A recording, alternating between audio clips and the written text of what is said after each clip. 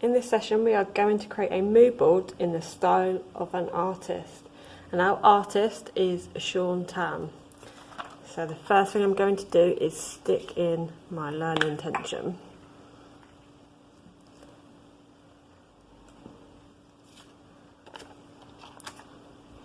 And then I'm going to write the date just above it here.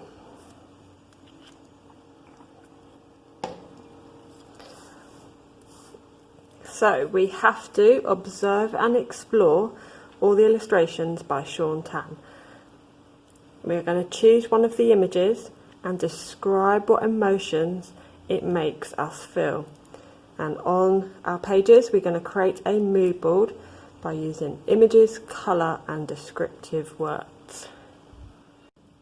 So what exactly is a mood board? The purpose of doing a mood board is we try to find out as much as we can about the subject, and the subject here is exploring the illustrations by Sean Tan.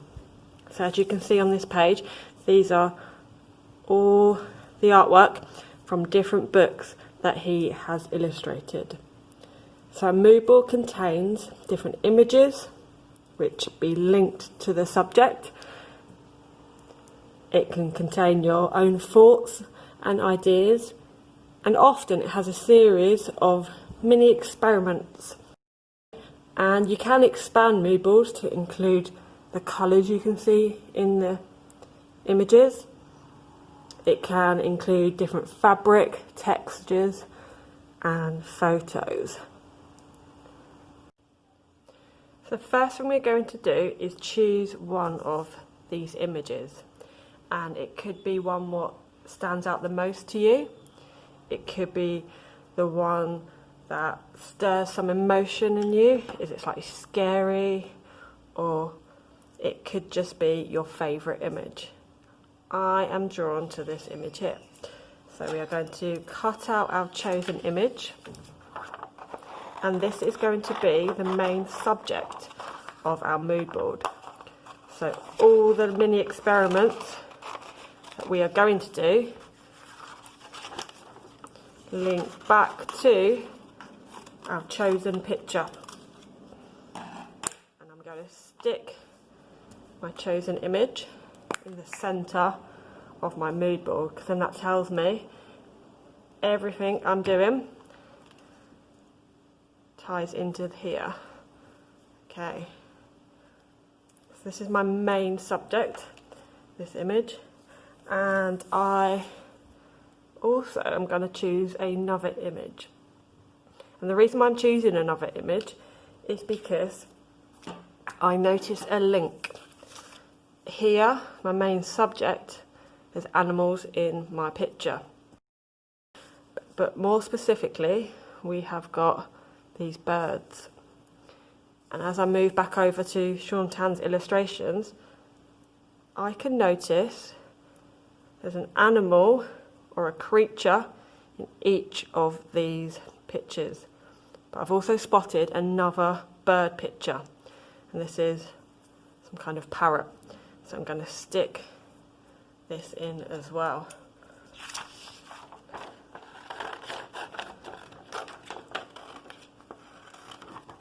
And I'm going to cut round this image. So with a mood board, we are visually making it more appealing as well. So think about how you cut your pictures out too.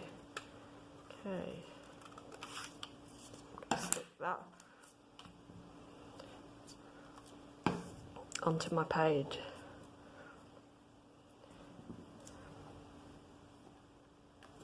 And we have noticed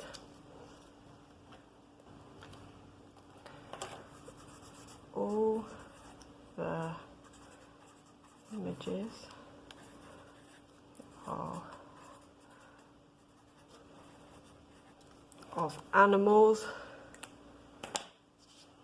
or creatures.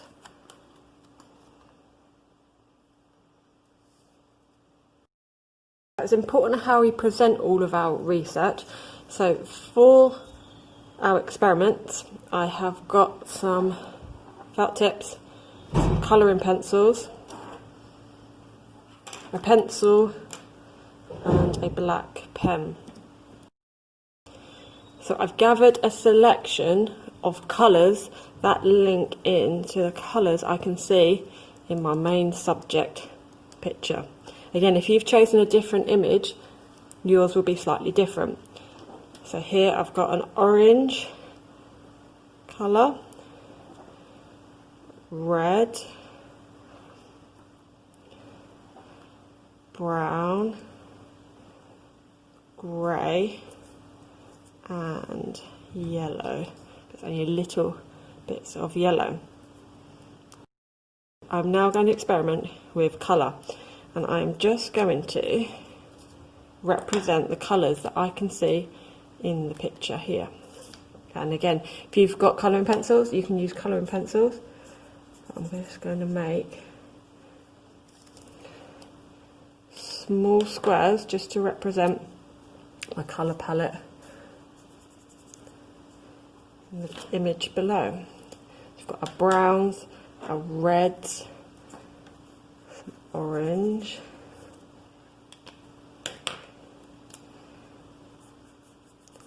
little bit of grey,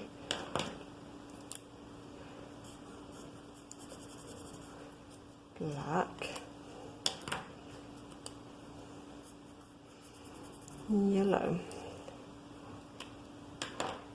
And this is the colour palette which is within our main image. Exploring the colour palette a little bit further, how does it make you feel? How does looking at your main image make us feel? As I've explored the colours, it makes me feel quite anxious and a little bit worried and scared. So I'm just going to write some of these feelings down. And the reason why, when I first look at the image, it makes me feel a little bit worried and scared, is because of all the dark colours used.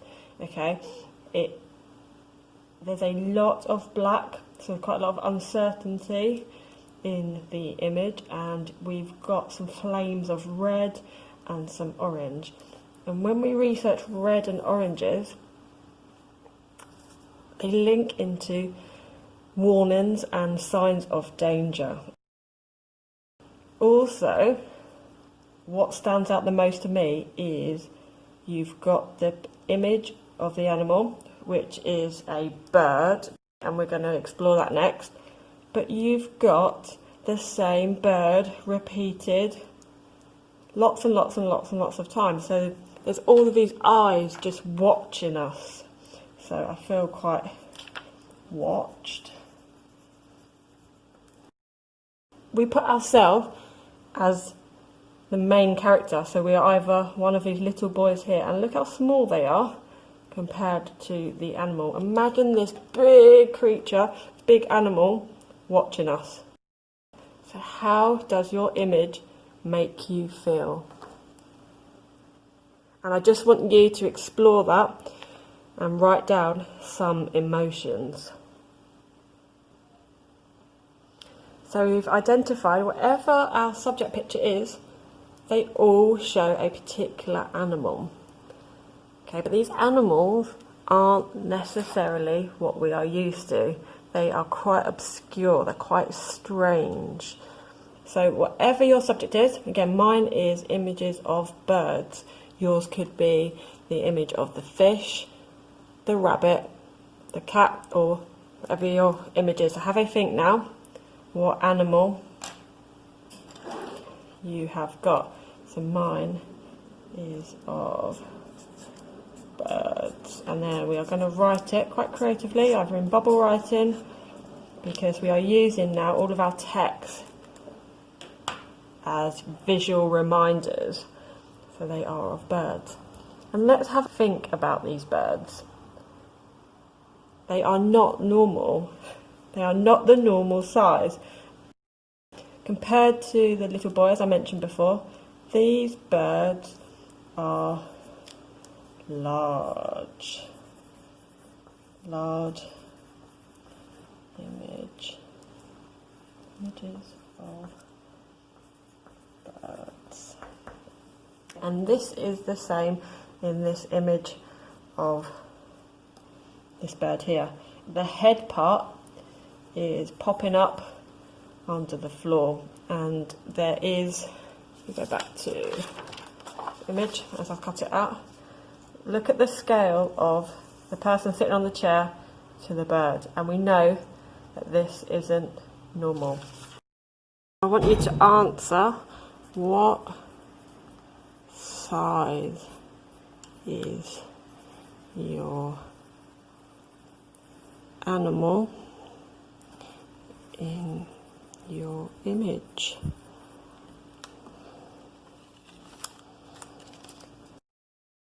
We need to write that down on our mood board. What size is the animal in your image, and how do we know that? Okay, so I know mine is really large, really big, because of the boy standing at the table and the size of the plate and the food. And again, I know this bird is extremely large because of the person sitting on the chair.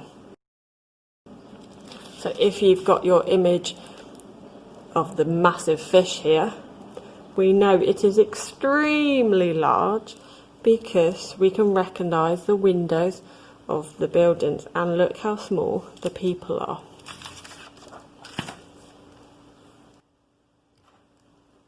So in our next experiment, again we are looking back at our central picture. What style of art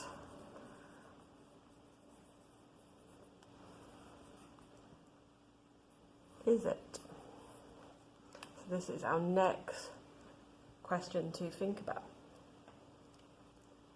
We know Sean Tan looks at creating quite a lot of creatures, animals within his artwork. The style links into an art movement called, I'll use all my felt tip pens for this,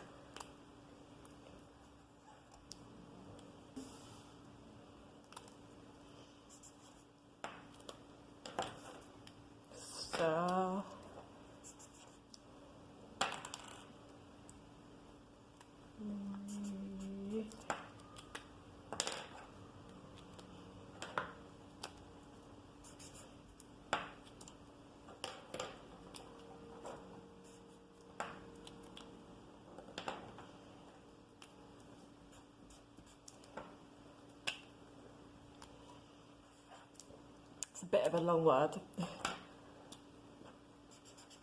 Surrealism. So Sean Tan, our artist, work links into the art movement called surrealism. Okay, so let's have a look and explore this a bit further. We know what real means. Real is a representation of what is true. So if I have a cup of water on the table, you recognise the size of the cup, the size of the table, and it looks like real life. Surrealism explores which is beyond real. So to compare this to something that you're familiar with, think about video games, think about fantasy and dreams. Anything is possible in a dream world, and the artist has had some fun with this. A lot of his images are quite dreamlike and they're quite fiction. So I want us to write surrealism and be quite creative with this if you've got your colouring pencils, okay, and try and link it in the style of our mood board. and then I'm going to put surrealism equals beyond real. It is also, arrow to it, 'cause I'm still talking about surrealism, dream like world.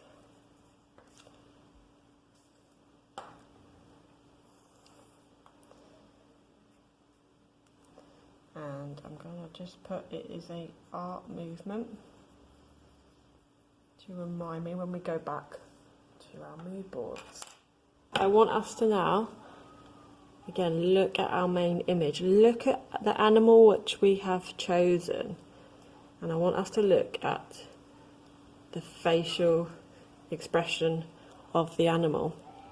So we know if we're happy inside, we might show this by smiling or by laughing. If we're feeling a little bit sad and you're a bit upset, you might cry. And that's showing if someone's angry, their face starts to change. So these animals have human expressions on their face. And in my image here, you can see the bird, the eagle, is not very happy. The beak is closed. His eyes show that they're watching these two characters here. So what expression does your animal have on its face? In our last experiment, we're just going to highlight some of the main points that we've looked at. Because if we were showing our mood board to someone who has looked at this for the first time, we want certain elements to stand out. So we've got our artist, is Sean Tan, and it's his illustration in the middle. This is our main subject, our chosen image. So I've got my images of the birds. The subject is of the animals in the illustrations. And as we've looked at Sean Tan's illustrations, linked to this art movement called surrealism, which means anything is possible in the art. It's like a dreamlike world, like a video game or a fantasy. And we know that because of the size of the animals compared to the landscape. So now we can fill up the spaces by illustrating, so that's drawing some of our words. We can use some extra colour just to make our mood boards more visually appealing. So on my mood board here, I have drawn an eye around the word watch because it highlights that in my image there are lots and lots of eyes. Okay, and that stands out to me the most. I've also explored this background colour here.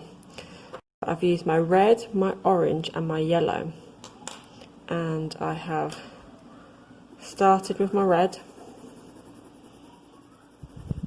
I'm pushing quite hard with my pencil, and I overlap my orange because these colours are all blended into each other, like so, and then overlap the yellow. So if we just looked at these colours normally, they can remind us of the sun, quite warm colours. But in this picture, it links into danger and it associates more with fire, because fire's a danger, it's a hazard. So I'm just going to write fire on my mood board. So once you have illustrated some of your words, we are now ready to move on to our next activity.